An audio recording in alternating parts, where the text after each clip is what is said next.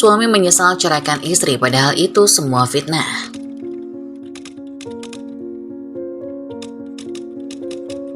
Baju siapa ini? Erwin menemukan sebuah baju kemeja hitam polos di bawah ranjang. Kemudian dia mengambil dan memperhatikannya, melebarkan mata mengenali pemiliknya. Tidak lain adalah milik Hendrik, adik laki-lakinya. Kenapa baju adikku ada di kamar istriku? Tanyanya heran dan curiga. Mir, panggil istrinya yang tidak ada. Memanggil istrinya yang tidak ada. Kemudian terdengar suara air. Lelaki itu mendekat pada kamar mandi di sudut ruangan. Perempuan itu buru-buru menyelesaikan mandi saat terdengar ketukan keras pintu, mematikan shower dan memakai handuk baju. Mas Erwin, pintu dibuka. Haris membelalak menatap pemandangan rambut basahnya. Memangnya kenapa? Kamu tidak habis berhubungan denganku, Mira, kata Erwin. Mandi keramas tidak harus selalu sesudah hubungan suami istri, Mas. Kamu sudah berhubungan dengan laki-laki lain, itu kenapa dikeramas? Astagfirullah, tidak, Mas. Ini buktinya. Erwin menunjukkan baju itu. Baju siapa itu, Mas? Mira tak mengenali dan balik bertanya. Baju milik Hendrik ada di bawah keranjang. Mira terkejut mendengarnya. Aku tidak tahu, Mas. Mana mungkin? Benar, Mas. Bangun tidur langsung ke kamar mandi. Dirinya tidak melihat ke sekitar, apalagi melihat kolong ranjang. Mengapa bisa baju adik iparnya ada di sana? Jangan bohong kamu, Mir. Tidak, Mas. Jujur saja, kenapa baju Hendrik ada di kamarmu, hah? Aku tidak tahu, Mas. Erwin menyentak tubuhnya keluar kamar. Mas, jangan, Mas. Aku belum pakai baju. Erwin tidak mendengarkan. Ingin dia mengaku. Kalau begitu mengaku, Mira. Tidak. Erwin melepasnya kesal. Perempuan itu menunduk, sekali melihat padanya dengan pandangan tidak terima. Mengaku, Mira. Setidaknya jelaskan padaku, kenapa baju ini ada di kamarmu. Sudah aku bilang, aku tidak tahu, Mas. Mustahil. Ada apa subuh-subuh ribut? Bu Nirma datang dari arah dapur, menghampiri keduanya yang bersetenggang di depan pintu kamar. Aku menemukan baju Hendrik di bawah ranjang, Mira. Erwin kembali menunjukkan baju kemeja hitam itu ke hadapan ibunya. Bu Nirma lantas tertuju pada menantu. Mira menggeleng. Lihat, rambutnya basah. Aku tidak sudi kamu berzina dengan laki-laki lain, Mira. Tidak, Mas. Mengaku saja. Aku tidak melakukannya. Sudah cukup. Erwin, kamu tidak boleh sembarangan menuduh istrimu, kata ibu mertua Mira. Bagaimana aku tidak curiga, Bu? Baju adikku ada di kamar istriku dan dia mandi keramas, menunjuk Mira yang sudah berkaca-kaca menahan tangis. Bagaimana bisa baju ini ada di bawah ranjang kalau bukan karena terjadi sesuatu?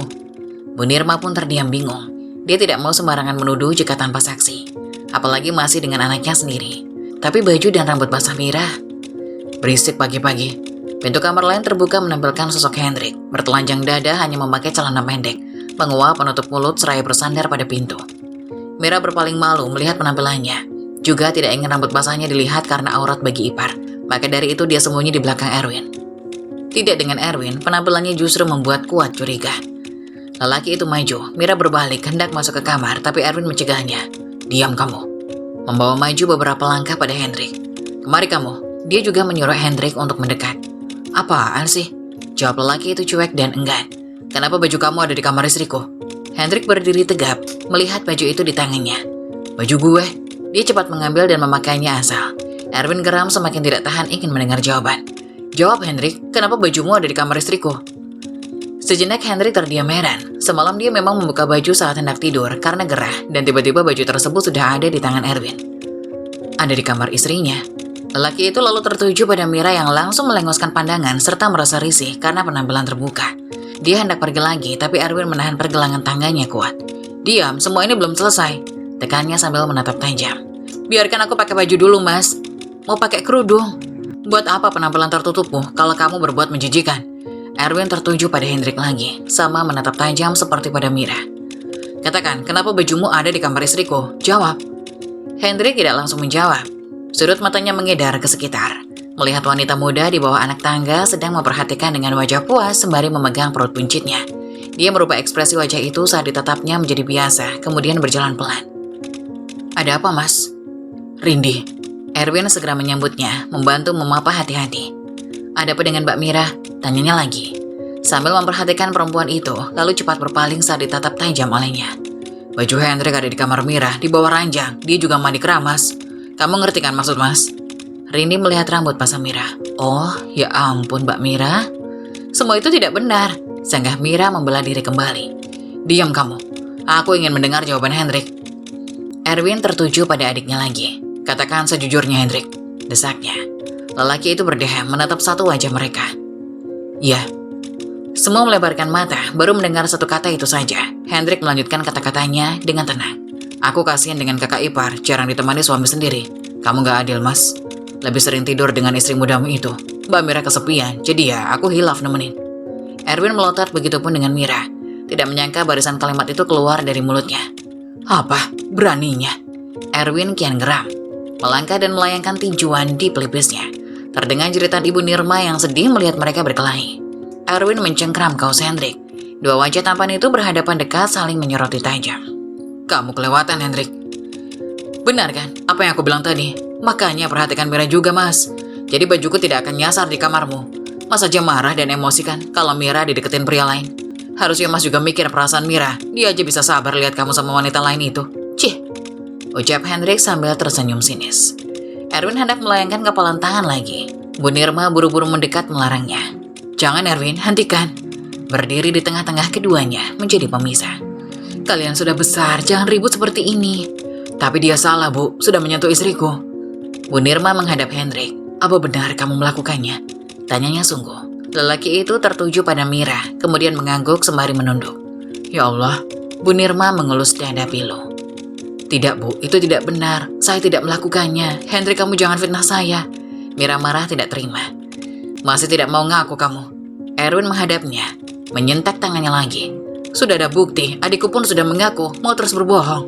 Aku tidak bohong, aku tidak melakukan dosa besar itu, Mas. Sumpah demi Allah.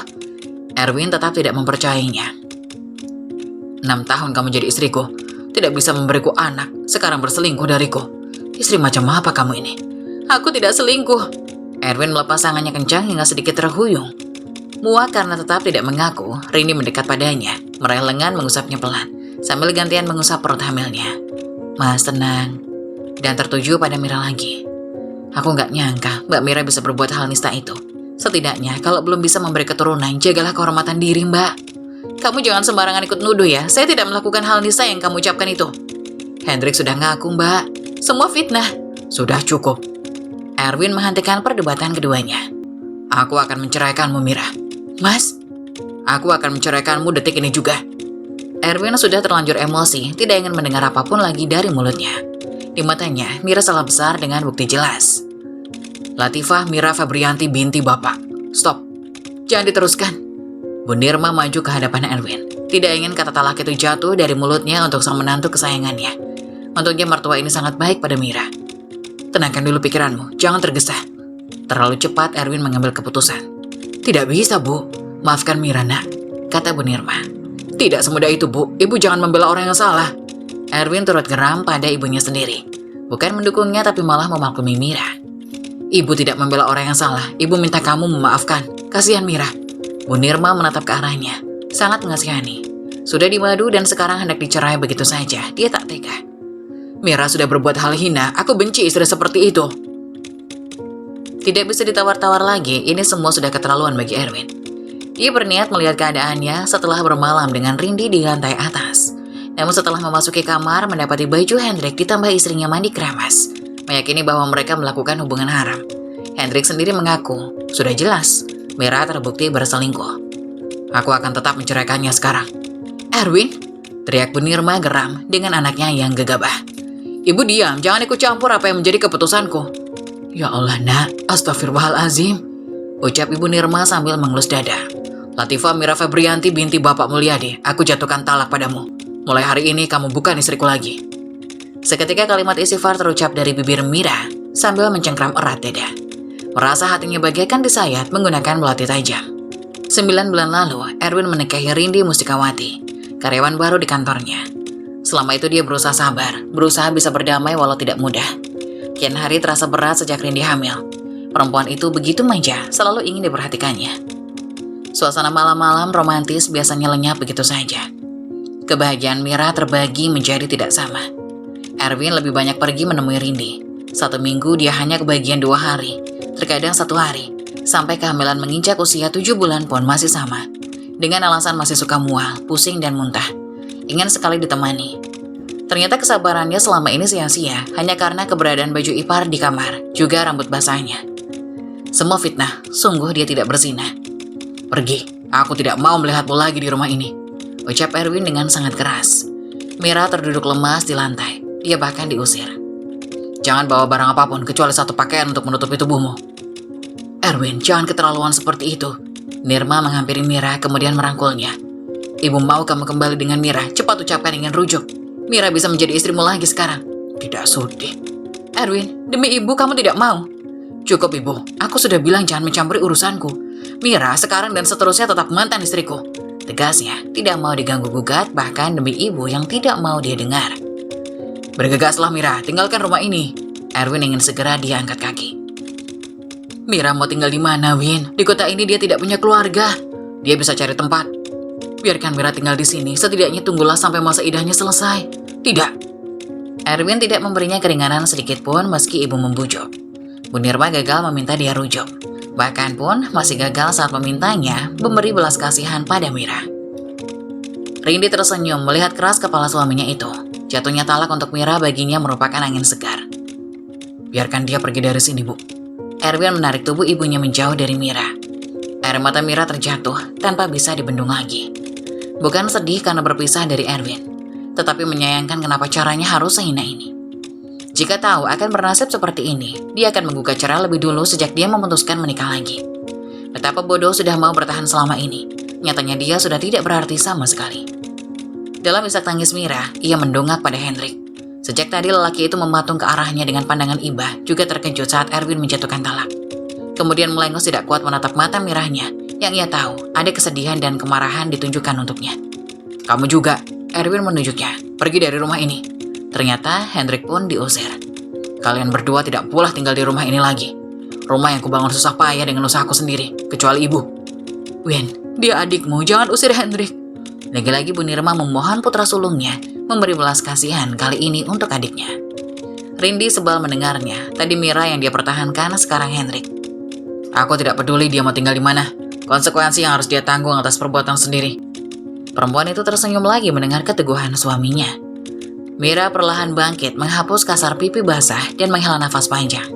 Kemudian berbalik menatap Erwin. Baik, aku pergi. Terima kasih sudah menafkahiku dengan baik selama ini. Terima kasih atas semuanya. Lelaki itu bungkam. Bu Nirma menangis sambil memeluk Mira yang telah rapi memakai jilbab hendak meninggalkan rumah.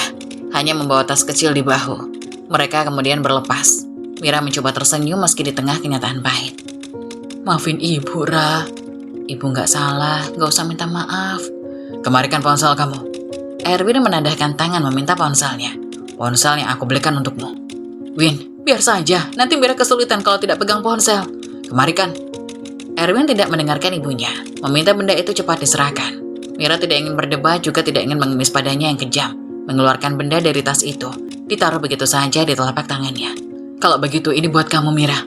Bu Nirma tidak henti memberi perhatian, menyerahkan amplop berisi uang. Tetapi belum Mira mengambil amplop itu, direbut Erwin.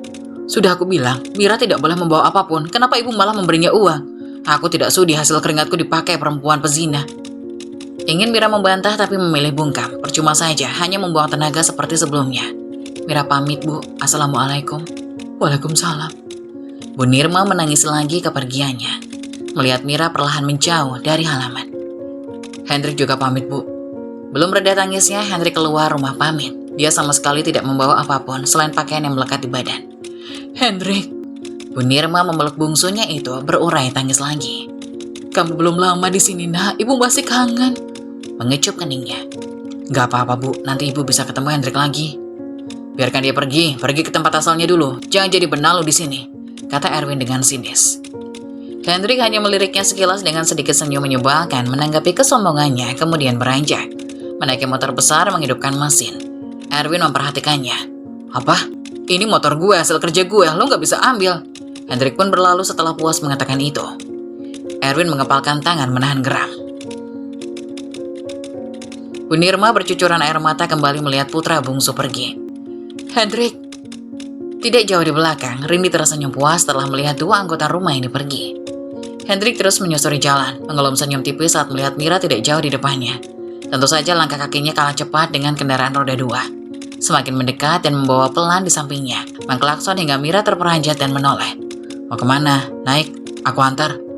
Alih-alih menjawab, Mira membuang muka dan mendengus, kemudian berjalan lebih cepat. Hendrik menggaruk rambutnya yang tak gatal. Tentu saja Mira marah setelah apa yang dikatakannya, kemudian menyusul. Jangan ikuti saya, Mira bicara ketus melarangnya. Oke. Hendrik pun berhenti, membiarkan dia berjalan lebih jauh sampai hilang dari pandangan. Di persimpangan, Mira menanyakan kontrakan kosong. Ibu penjaga warung menunjukkan rumah pemilik deretan kontrakan di sampingnya. Mira pun menghampiri, mengucap salam dan menyampaikan maksud saat tuan rumah keluar. Wah, sayang sekali.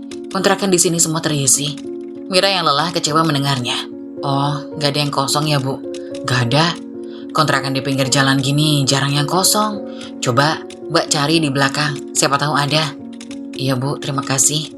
Mira pergi, memasuki gang, mencari tempat berteduh penting baginya daripada nantinya numpang tidur di tempat ibadah.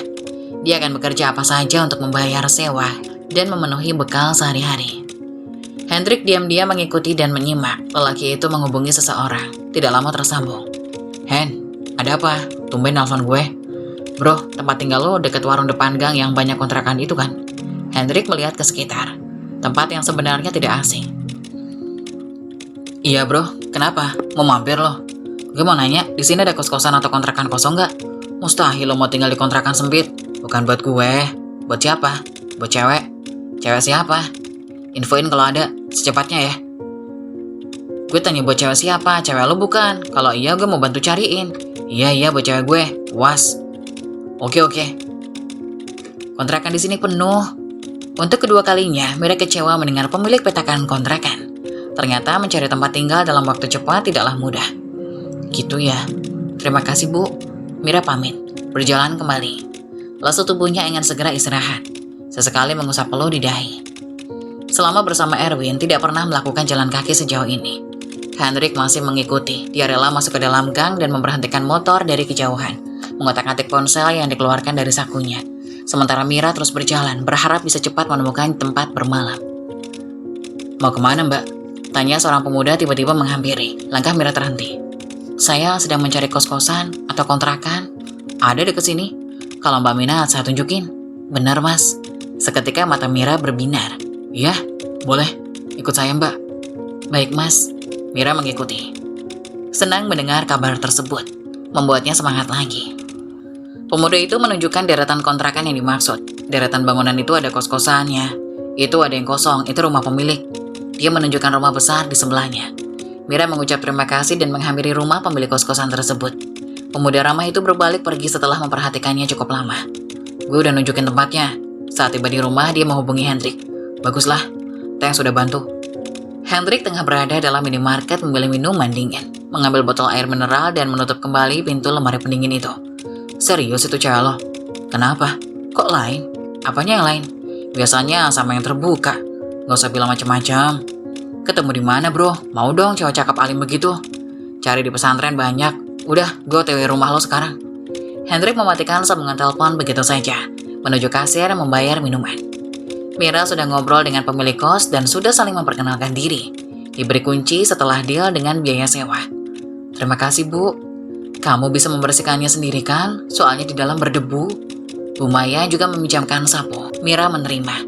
Perempuan itu kemudian berlalu. Pintu kos paling ujung dibuka. Mira masuk ke dalamnya, menekan saklar di samping jendela hingga ruangan terang. Mira merasa lega telah menemukan tempat berteduh, tapi juga bingung tidak ada apa-apa. Bagaimana ia tidur sedangkan tidak ada kasur, juga tidak ada perabot apapun. Ruangan ini kosong. Tiba-tiba hati Mira dilanda pilu kembali. Cairan bening itu merembes di pipi. Apa keputusannya mencari tempat berteduh itu salah? Apa sebaiknya pulang kampung? Tapi Mira tidak mau membebani ibunya, juga tidak betah dengan adanya ayah tiri. Ada pengalaman buruk pernah dilacakan. Dipertemukan dan menikah dengan Erwin baginya adalah anugerah besar. Bisa terbebas dari neraka di rumah sendiri. Tetapi itu dulu, sekarang ia telah kehilangan pangeran itu, telah berpaling pada putri lain. Mira memutuskan membersihkan ruangan, mengalihkan rasa sesak di hatinya. Semua sudah terjadi, tiada guna mengeluh apalagi meratap terus-menerus.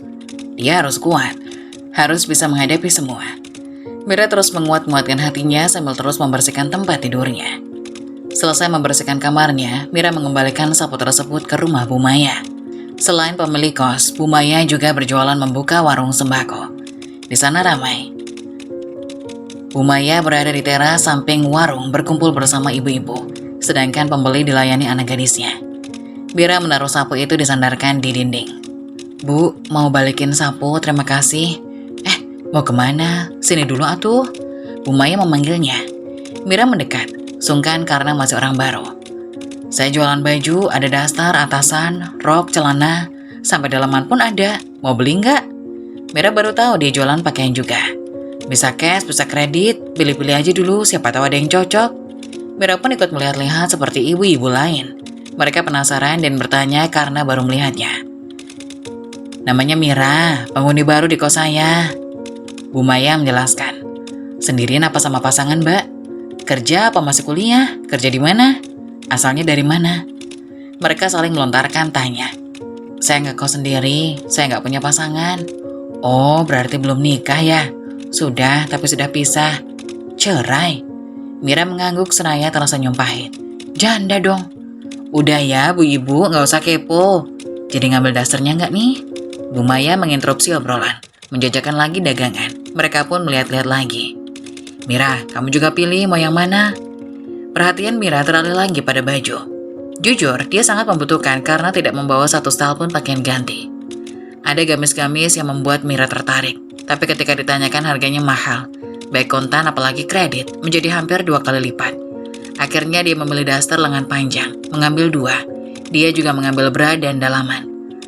Mau nyicil apa enggak nih? Kalau bayar lunas berapa, Bu?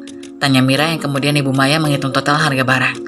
150 deh, biarin. Mira membuka tas kecil yang sejak tadi belum lepas dari tubuhnya.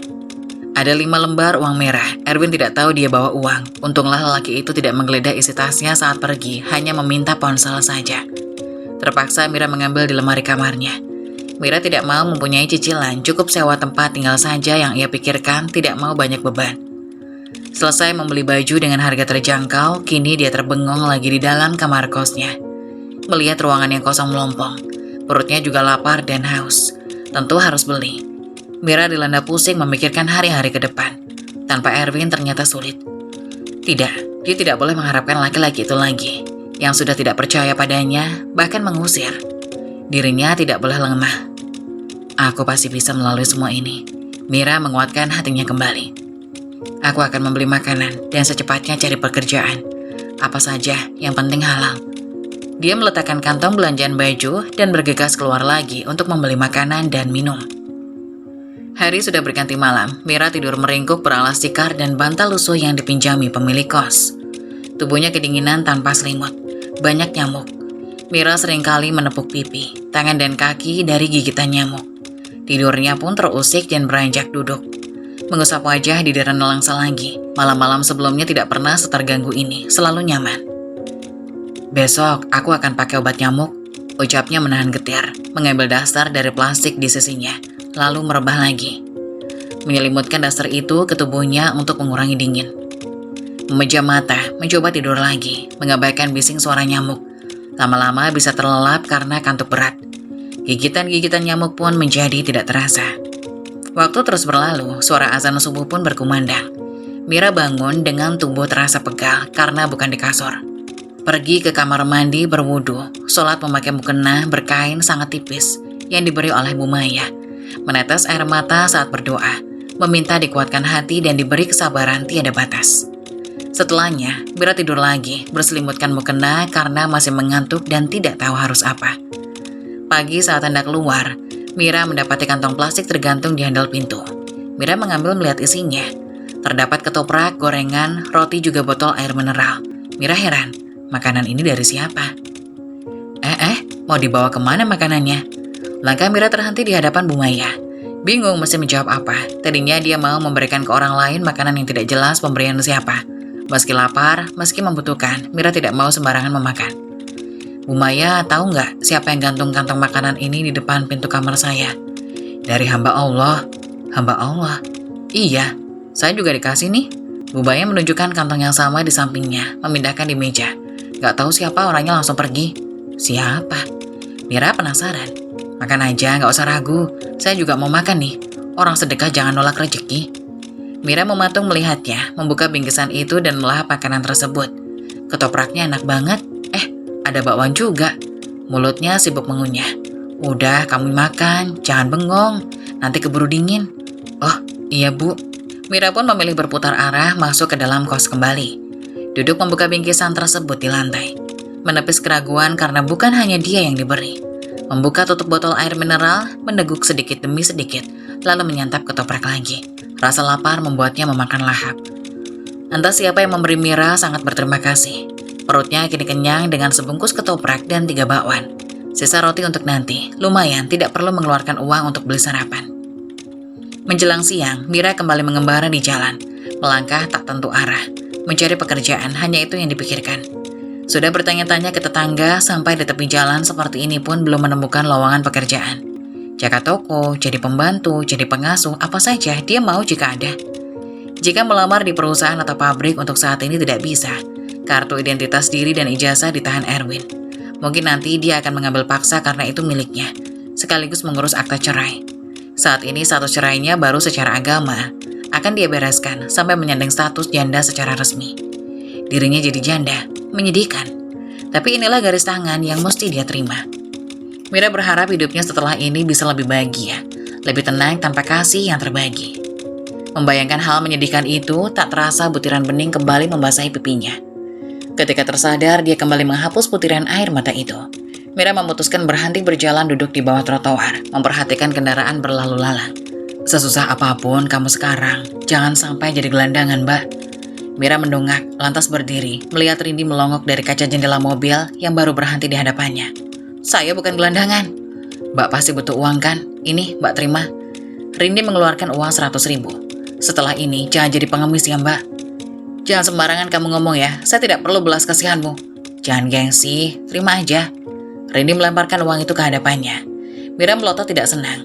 Tidak punya etika. Di mana Mas Erwin? Didik istrimu ini. Pak sopir, jalan lagi ya. Rindi mengabaikan kemarahan mantan kakak madunya itu. Dengan santai menyuruh supir membawa mobil. Astagfirullah. Mira mengusap dada menyingkirkan sesak. Sangat menyebalkan orang itu, bahkan setelah pisah pun. Sesusah apapun dia tidak sudi jika harus memakai uangnya, apalagi diberi secara tidak hormat dan tak seberapa jumlahnya. Uang itu dibiarkan, Mira melangkah pergi. Neng, ini uangnya. Mira menoleh, seorang pemulung perempuan tua dengan karung dekil di tangannya memegang uang itu. Ambil aja buat ibu. Boleh, Neng. Tidak apa-apa, ambil aja. Mira menjawabnya seraya tersenyum. Lebih baik uang itu disedekahkan. Terima kasih, Neng. Terima kasih. Si ibu sangat senang dengan matanya yang berkaca-kaca. Mira terenyuh. Orang itu lebih membutuhkan. Ya Allah, kemana lagi aku harus mencari pekerjaan? Kalau bisa dekat tempat tinggal sekarang, sebelum nanti bekalku habis. Mira bermonolog saat kembali ke dalam kos, duduk di pembatas depan dan memperhatikan sekitar. Setelah dapat pekerjaan nanti, dia ingin mencicil pembelian perabot, terutama peralatan memasak dan tempat tidur. Menyesal selama ini hanya berpangku tangan pada Erwin, terlena dengan pemberiannya, juga terlalu penurut. Erwin melarang bekerja selama menjadi istrinya. Namun seiring berjalannya waktu, semua berubah. Takdir membawa lelaki itu menjauh. Baru ia sadari betapa pentingnya perempuan mandiri. Andainya dia mempunyai penghasilan sendiri, pasti tidak akan sesulit ini. Mira menghela nafas panjang menyingkirkan sesak, benar-benar dia telat untuk melangkah. Hari tak terasa sudah makin malam. Saat lapar, terpaksa Mira membeli makanan lagi di warung, beserta dengan air minumnya, menikmati kesendirian dalam hening. Lalu tidur dengan tidak nyaman, bukan di tempat empuk seperti biasanya. Ditemani asap obat nyamuk bakar yang baunya membuat engap dada. Tetapi Mira mencoba menikmatinya demi mengusir serangga penghisap darah itu. Tidur pun bisa nyenyak walaupun dalam keadaan memprihatinkan. Dan ketika pagi tiba, kantong makanan itu ada lagi di pintu. Terheran Mira mengambilnya, melihat isi. Kali ini terdapat nasi uduk, gorengan, roti bakar, juga sebotol sedang air mineral. Mira melihat pada teras rumah Bu Maya, dia sedang menyantap makanan dengan wadah yang sama. Makan, Mira, ujarnya. Mira yang ragu jadi tersenyum karena Bu Maya pun sama diberinya. Iya, Bu. Lalu masuk ke dalam kamar kosnya untuk menyantap sarapan yang diberikan hamba Allah itu.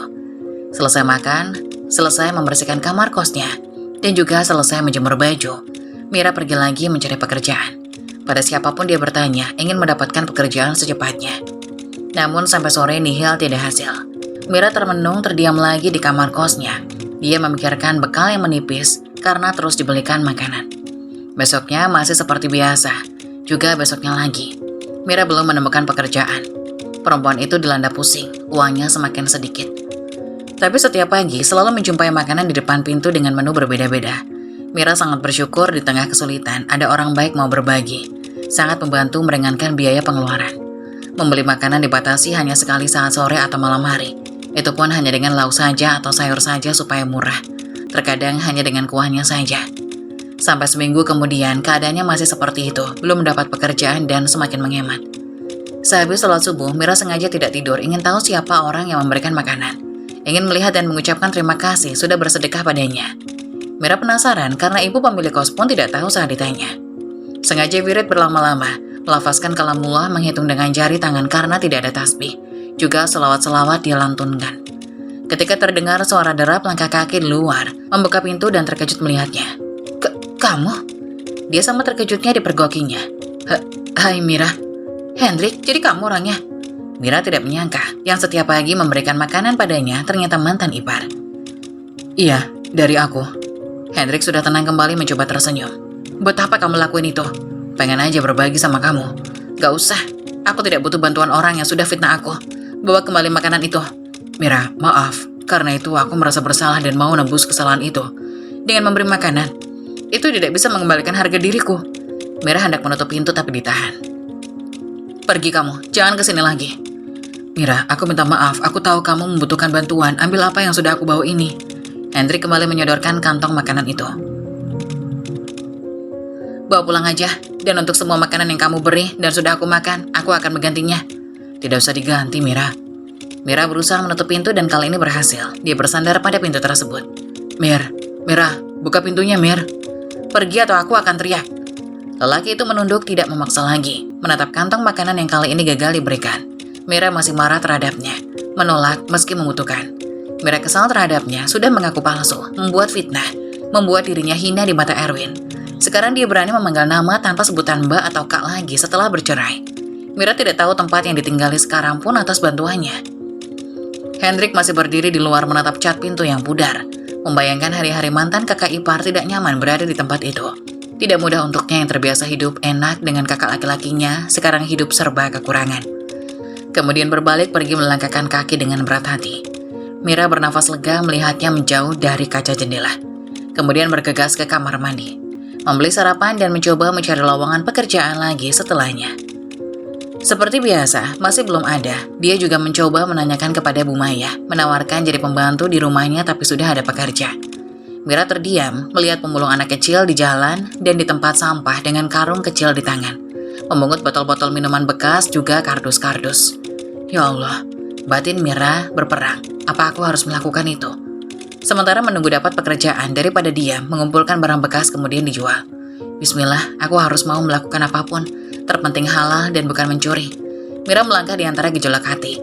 Mendekat pada anak kecil itu di dekat tumpukan sampah tepi jalan. Menitik air matanya tapi juga tersenyum.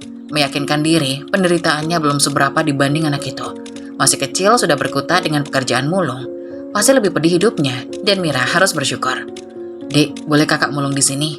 Anak laki-laki berusia 8 tahun itu menoleh. Mulung barang bekas? Tanyanya polos tapi juga heran. Iya, boleh tapi buat apa kak? Buat dijual, sama kayak adik. Kakak mau jadi pemulung? Mira mengangguk kaku. Anak itu memperhatikan semakin heran. Kakak cantik, sayang jadi pemulung. Memang kakak gak malu? Tidak apa-apa kok. Mira terus berusaha meyakinkan dalam pedih. Dijual per kilo kan, Dek? Iya. Tempat jualnya di mana? Di sini. Ada, nanti bisa aku tunjukin, Kak. Terima kasih ya. Sekarang kakak kumpulin barangnya dulu. Sama-sama, Kak. Mereka berdua sama-sama mencari barang bekas. Mira menemukan karung kecil di tempat sampah tersebut, menjadi wadah, memasukkan botol minuman yang ditemukan ke dalamnya. Mira tersenyum pahit ke arah anak itu yang tenang dan terbiasa. Dia kemudian pergi. Mau kemana, Dek? Cari di tempat lain, Kak. Tapi di sini masih ada. Buat kakak aja. Mira merasa terharu. Anak itu memilih mencari di tempat lain, membiarkannya memungut barang bekas di sini. Mulia sekali. Mira pun meneruskan memungut barang-barang bekas yang ada. Setelah dirasa tidak ada, dia juga pindah, menyusuri jalanan. Merasa risih saat pengendara yang lewat memperhatikannya. Mira terus menunduk saja, jujur malu tapi harus mau.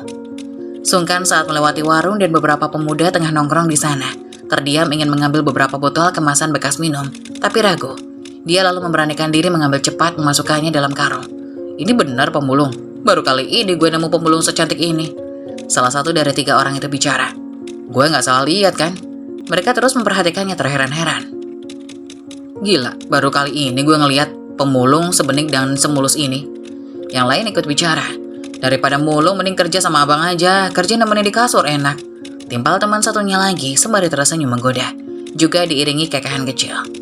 Mira pun risih mendengarnya, tidak nyaman. Neng, dia cepat pergi saat dipanggil, takut dikejar orang itu, takut diganggu. Berjalan lagi sambil meraba dada yang berdegup, tidak mau menjumpai laki-laki genit seperti itu lagi. Tetapi melihat karung, barangnya baru dapat sedikit. Dia harus mencari lagi, menyingkirkan rasa takut juga rasa malunya. Mira mengambil barang bekas di tong sampah yang baru dijumpai, mencoba abai dengan tatapan orang sekitar, lebih sering menundukkan pandangan. Hen. Hendrik yang tengah menunduk memainkan ponsel merasa terganggu, temannya mengguncang bahunya. Jangan ganggu gue, fokus aja nyetir. Lihat itu, bukannya itu cewek lo. Hardian menghadapkan wajahnya untuk melihat Mira, seketika Hendrik melebarkan mata melihatnya. Beneran cewek lo itu, yang tempo hari gue kasih tahu alamat kos-kosan itu? Hendrik memperhatikannya, memungut botol bekas dan memasukkan dalam karung. Dia mulung, Hen. Masa cewek secakap itu mulung sih? Itu nggak bener kan? Sayang banget. Berhenti. Hardian pun mengikuti instruksinya memberhentikan mobil. Lo tunggu di sini. Oke. Hendrik membuka pintu dan turun, cepat menghampiri Mira.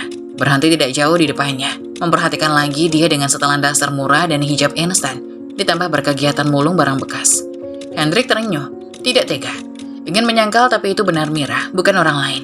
Dia tak habis pikir. Entah bagaimana jika Erwin melihatnya, apa akan iba seperti dirinya atau puas melihat mantan istrinya menderita. Mira, panggilnya. Kemudian Mira mendongak, membelalak matanya. Kamu gak boleh seperti ini, kata Hendrik sambil menahan tangan Mira yang hendak mengambil botol bekas minum. Lepasin. Mira tidak suka tindakannya. Berhenti, jangan lakuin kayak gini. Hendrik merebut karung yang dipegangnya, memasukkannya ke dalam tong sampah. Hendrik, kamu apa-apaan? Mira melawan. Jangan jadi pemulung. Kenapa? Ini halal daripada nyuri. Kamu tidak pantas, Mira. Kalau kamu butuh uang, aku bisa kasih, jangan mulung. Hendrik memberikan lembaran uang merah, diambil dari dompetnya. Aku nggak butuh uangmu. Mira menepis. Terima, Mira. Kamu tidak usah takut, ini uang halal, aku ikhlas. Dia tidak mau melihatnya memungut barang bekas lagi. Mira menggeleng dengan lelehan air mata. Sedih, marah, malu, lelah, campur aduk menjadi satu. Hendrik memaksa mengepalkan uang itu di telapak tangan dan menggenggam. Aku gak mau melihat kamu seperti ini, dan gak akan ngebiarin kamu seperti ini. Nih, minum. Hendrik memberi botol minuman teh dingin. Namun Mira malah melengos, menatap pemandangan di luar kaca. Ya sudah kalau gak mau. Hendrik menghadap ke depan lagi, menaruh minuman itu. Hardian menggaruk pelipis, terus menyetir dengan perasaan bingung terhadap keduanya. Kamu boleh kerja yang lain, asal jangan jadi pemulung. Hendrik berujar lagi dari depan. Sungguh dia tidak tega melihatnya dan tidak suka. Ternyata Mira bisa senekat itu saat terdesak. Ngatur-ngatur, kamu pikir kamu siapa? Jawab Mira dengan ketus. Dia terpaksa masuk mobil untuk diantarkan pulang.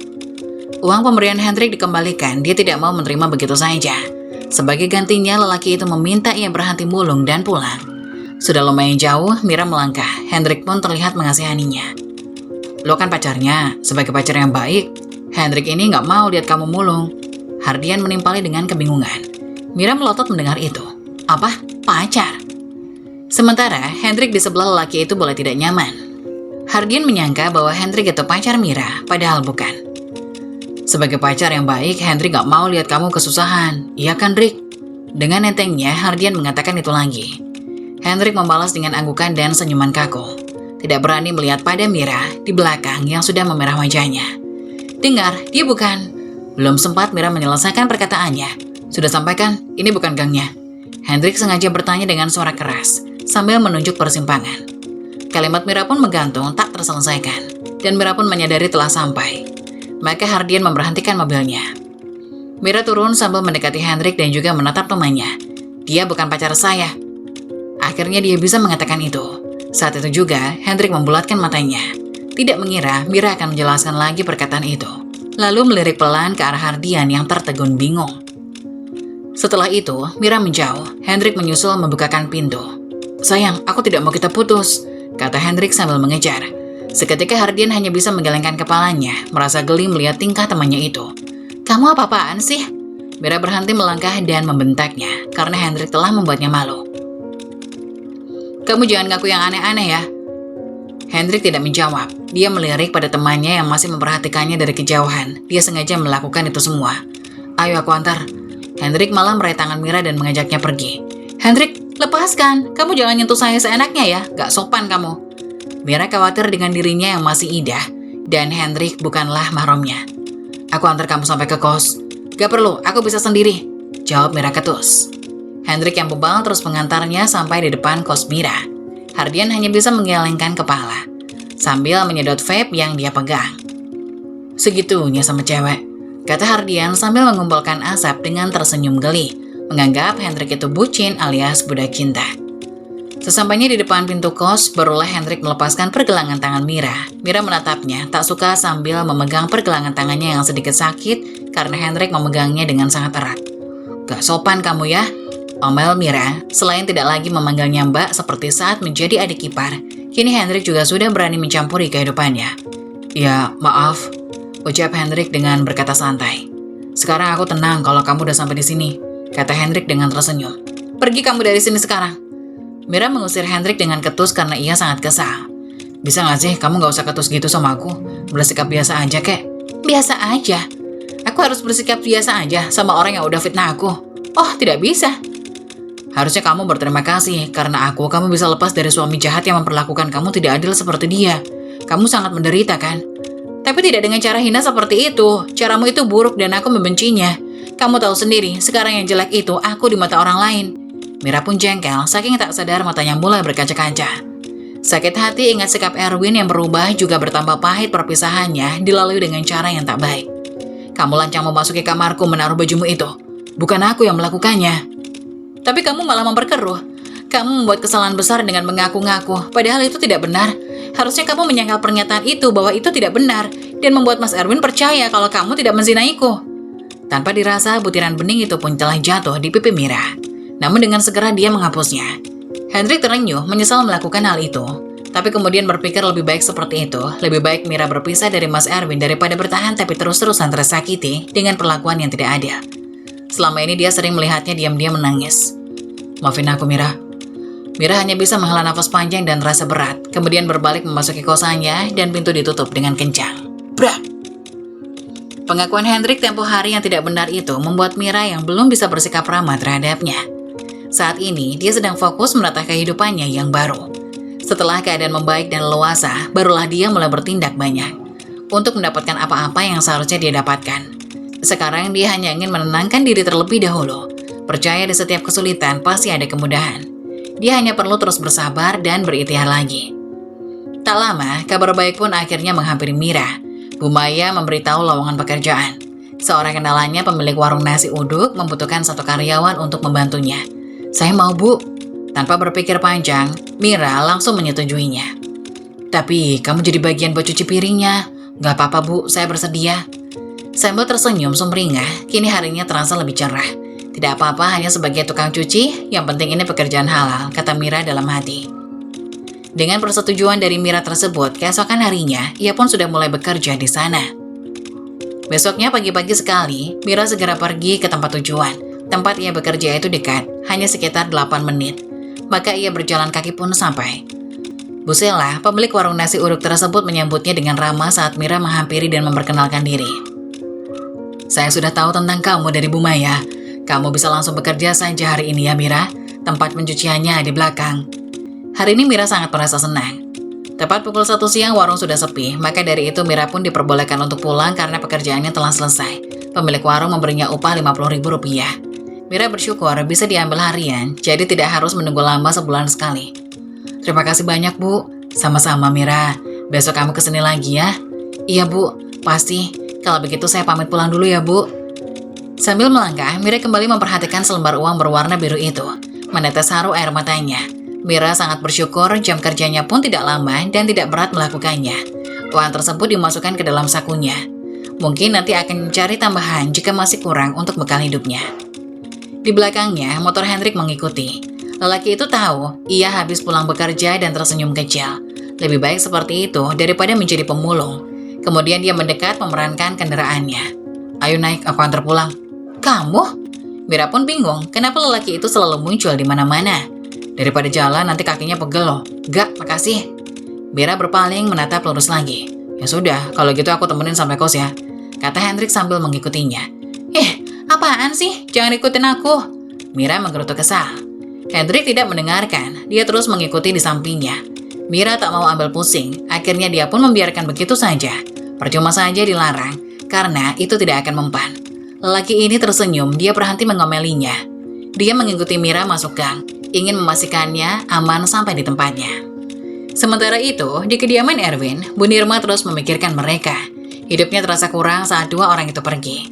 Dia terus menyampaikan kepada Erwin bahwa sebenarnya ia keberatan. Seperti hari ini, dia membicarakan mereka lagi.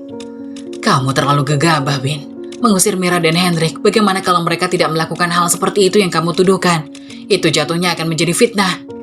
Hendrik sendiri sudah ngaku, Bu. Kenapa masih diragukan lagi? Bagaimana kalau dia hanya mengaku-ngaku saja dan hanya pura-pura? Kemudian Erwin pun terdiam.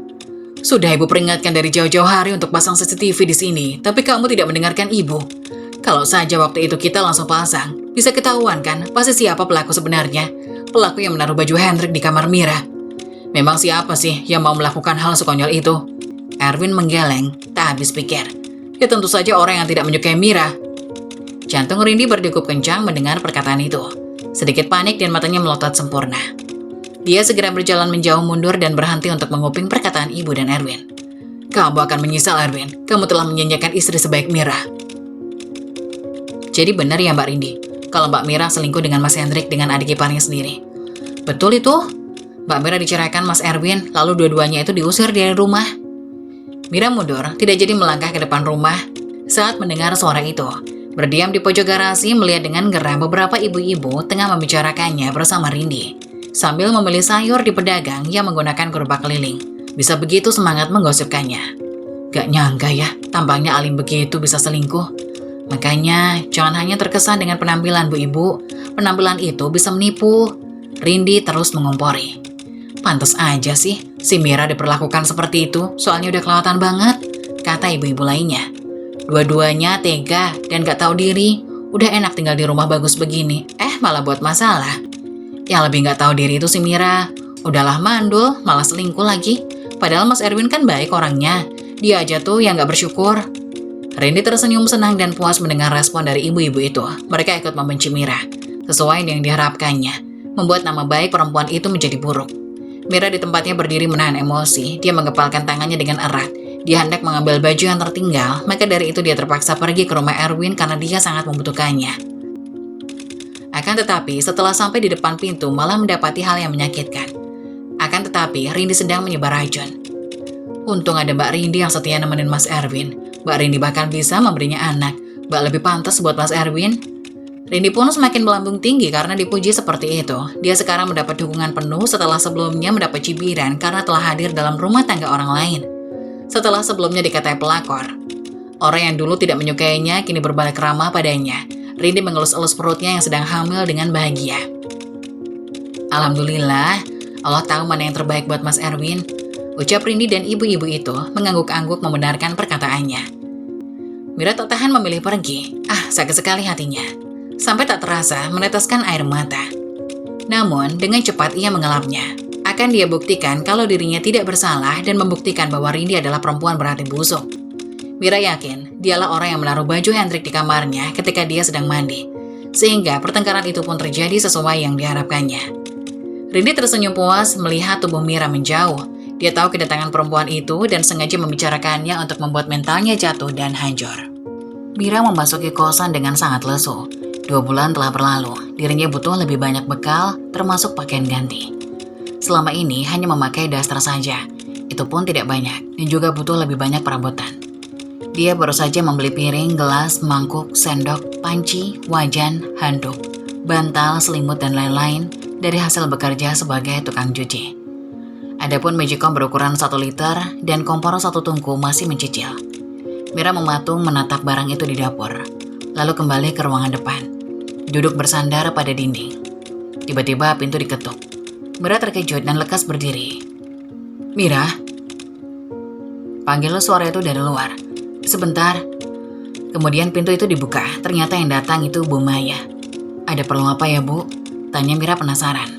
Perasaannya tak karuan setelah melihat raut wajah Bu Maya yang tidak ramah. Tidak seperti biasanya. Ditambah lagi, ada 2 orang wanita di belakangnya. "Mira, kamu gak boleh tinggal di sini lagi. Tempat ini mau ada yang nyewa." Belum lama dia tinggal, sudah disuruh pergi. "Ya gak bisa lah, Bu. Saya butuh tempat ini. Dan saya juga butuh uang, Mira. Buat biaya kuliah anak saya di luar kota. Bahkan buat 6 bulan ke depan, mereka sanggup bayar sekaligus. Sementara kamu, dari awal datang sampai sekarang belum bayar-bayar." Mira menunduk mendengar perkataan itu. Dirinya memang menunggak membayar sewa. "Tapi kan saya udah nyicil, Bu. Kamu itu baru bayar 200.000 bulan kemarin. Masih kurang banyak tahu nggak? Dan bulan sekarang kamu belum bayar sama sekali. Kalau kamu masih mau tinggal di sini, bayar sisanya 800.000, Mira. Kalau tidak bisa, kamu terpaksa harus angkat kaki dari sini." Mira mendongak lagi, melihat padanya. Bu Maya melengos. Tak disangka dia akan setega ini. Bu Maya yang awalnya baik, kini tidak bisa memakluminya lagi. Bahkan berubah tegas tanpa belas kasihan. "Untuk hari ini uang 800.000 belum ada, Bu, tapi besok-besok akan saya usahakan." "Tidak, Mira, saya butuh secepatnya. Selain dari penghuni kos lain, saya juga butuh dari kamu buat biaya praktek anak saya yang tidak sedikit biayanya." "Mending kamu pergi aja deh, Mbak, jangan bikin susah orang lain." Perempuan yang akan ngekos itu ikut mengusirnya. "Biarkan kami yang mengisi tempat ini," ucapnya lagi. Keduanya saling melirik, berharap bisa menempati tempat ini secepatnya. Mereka akan mencari kosan lain karena kos ini dekat dengan pabrik tempat mereka berdua bekerja. "Ya Allah, aku harus bagaimana?" Mira berbicara dalam hati. Dia bingung dan tentunya bersedih karena sangat mendadak. "Biarkan saya di sini 1 hari lagi, Bu, supaya saya ada waktu untuk mencari tempat tinggal lain," ucap Mira sambil memohon. "Saya sudah baik sama kamu selama ini, Mira. Saya juga sudah memperingatkan ini sebelumnya. Tapi kamu tidak bisa diandalkan. Kamu pergi saja dari sini, biar mereka yang mengisi tempat ini." Bu Maya melirik 2 orang di belakangnya. Sepasang suami istri itu tersenyum dalam kemenangan. Tanpa peduli raut wajah Mira sedang sedih, Bu Maya menyuruhnya mengawasi barang-barangnya saat ini juga. Karena tidak ada uang, terpaksa Mira harus berkemas saat ini juga. Barangnya yang sedikit dikeluarkan. Bu Maya dan 2 orang itu hanya menonton dan ngobrol. Mira ke dalam lagi, mengambil tas berisi baju. Sudut matanya berair, kemudian dengan cepat ia menghapusnya. Semakin merana sejak perpisahannya dengan Erwin. Tapi ini tidak akan menyesali itu. Ia yakin bahwa dirinya kuat dan bisa menghadapi semuanya. Hatinya sudah tenang, tidak dibayangi rindih. Bisa lepas dari cemburu. Tidak sakit hati lagi melihat perempuan itu dekat dengan Erwin. Akan tetapi saat ini, dia hanya diuji perkara ekonomi. Menganggap hal ini bukanlah hal yang besar ketimbang harus berbagi hati. Dari kejauhan, Hendrik melihat barang menumpuk di depan kosan Mira. Lelaki itu mengerutkan keningnya bingung. Dia berpikir bahwa sepertinya Mira mau pindah. Dia bergegas turun dari motor menghampiri Bu Maya yang sedang sendirian di sana. Mira tidak terlihat dan juga 2 orang gadis tadi sudah pergi. "Permisi, Bu." Bu Maya menoleh. Nak Hendrik, ada apa? Ini kenapa barang-barangnya Mira ada di luar ya, Bu?" tanya Hendrik pada Bu Maya. "Dia mau pindah dari sini." "Pindah?" Hendrik pun bertanya-tanya karena tak percaya. "Iya, soalnya ada orang yang mau ngisi kamar ini. Sedangkan Mira selama tinggal di sini belum bayar," ucap Bu Maya. "Jadi ibu ngusir Mira hanya karena dia telat bayar sewa?" tanya Hendrik tak suka mendengarnya. "Tega sekali ibu ini," ucap dia dalam hati. "Saya terpaksa melakukan ini karena saya juga butuh uang buat keperluan mendesak." Bu Maya mengaku dengan perasaan tak enak. Kemudian Hendrik mendekat, memberi tatapan tajam kepada Bu Maya. "Jangan biarkan Mira pergi dari sini. Saya yang akan membayar sewanya, bahkan setahun sekaligus." Apa?"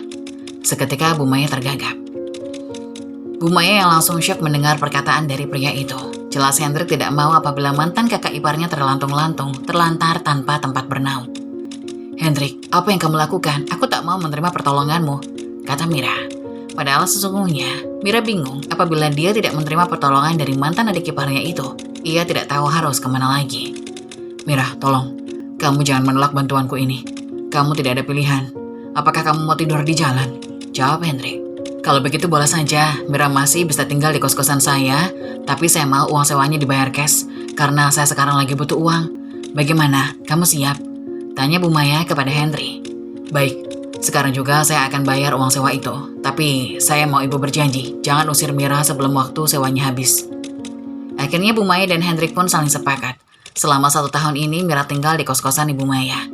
Hendrik, aku turuti maumu ini, tapi aku minta setelah nanti, aku nanti punya uang, kamu jangan menolak balas budiku nanti, kata Mira. Ya, soal itu nanti sajalah. Sekarang yang penting kamu sudah punya tempat buat bernaung, jawab Hendrik singkat. Setelah kejadian itu, Mira pun berpikir, mengapa Hendrik begitu perhatian dan peduli kepada nasibnya. Apa mungkin dulu alasan si Hendrik melakukan kebohongan terhadap kakaknya atau mantan suami dari Mira itu memiliki niat lain? Iya, memang si Hendrik menginginkan kehancuran si Mira dengan kebohongan itu. Kenapa pula sekarang ia membantunya dengan susah payah? Hal ini perlu diperjelas lagi kepada si Hendrik, agar Mira tidak memikirkan hal-hal yang tidak-tidak yang belum jelas pastinya. Beberapa hari kemudian, Mira pun segera menghubungi Hendrik. Ia meminta bertemu dengan alasan ada sesuatu yang ingin ia tanyakan. Segera, permintaan Mira itu pun diterima oleh Hendrik. Ia tidak keberatan jika memang Mira ingin bertemu dengannya. Mereka pun bertemu di sebuah taman dekat kota. Mira duduk sambil menunggu kedatangan Hendrik. Tak lama, Hendrik pun muncul. Mereka pun saling sapa di sana. Ada perlu apa, Mira? Tiba-tiba sekali kamu memintaku untuk bertemu denganmu di sini. Ada beberapa pertanyaan yang mengganggu pikiranku. Aku ingin kamu jujur kepadaku. Sebenarnya apa alasannya pasti? Kenapa kamu dulu bohong kepada Mas Erwin perihal baju itu? Tanya Mira kepada Hendrik. Bukannya sebelumnya aku pernah jelaskan kepadamu? Harusnya kamu berterima kasih denganku. Aku belum paham dengan maksudmu itu.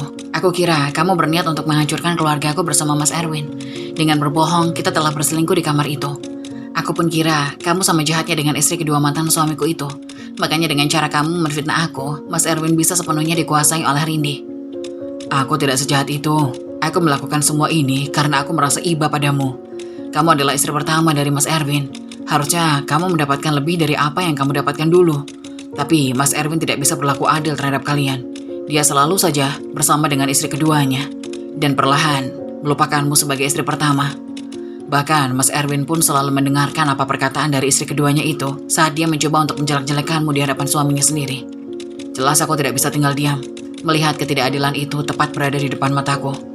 Jika boleh jujur, bukan akulah yang menaruh bajuku di sana, sehingga Mas Erwin mengira kita berselingkuh. Lalu, siapa yang menaruh bajumu di sana?